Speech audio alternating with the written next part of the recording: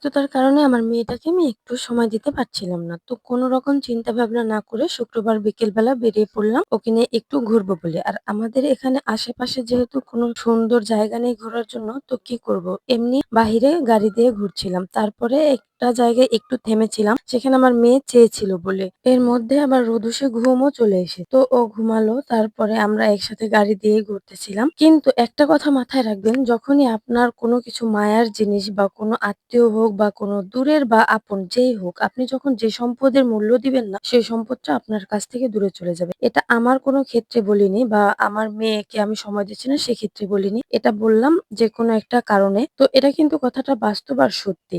সেকে সময় না দিতে পেরে আমার এমনিতেই অনেক বেশি খারাপ লাগছে। আর ও তো বাইরে বের হওয়া মানে অনেক বেশি আনন্দ পায়। আর ও আমার একমাত্র অবলম্বন। ও হচ্ছে আমার মায়ার একটা জিনিস। আর যেখানে ও আমার একমাত্র অবলম্বন, ওকে ছাড়া আমার নিজের বলে আর কিছু নেই। সেখানে তো ও আমার সম্পদ, ও আল্লাহর দেয়া সবচেয়ে বড় একটা উপহার আমার। আল্লাহ ওকে আমার কাছে পাঠিয়েছে একটা আশীর্বাদ হিসেবে। যাই হোক, তো ওকে ঘিরেই আমার শত কষ্ট করা, ওকে ঘিরেই আমার সবকিছু। তো এখন থেকে প্রত্যেক শুক্রবার বিকেলবেলা ওকে নিয়ে আমাকে ঘুরতে দেখা যাবে। এই ব্রিজটাতে আমরা আর এই খেলাটা দেখছিলাম কিছুক্ষণ দাঁড়িয়ে থেকে। তারপরে দেখছিলাম রোদেশে অনেক ছুটোছুটি করে। আর যেহেতু রাস্তাটা গাড়ির রোড মানে অনেক বেশি গাড়ি আসে, তো আমরা বেশিক্ষণ না থেমে এখন আবার চলে যাচ্ছি।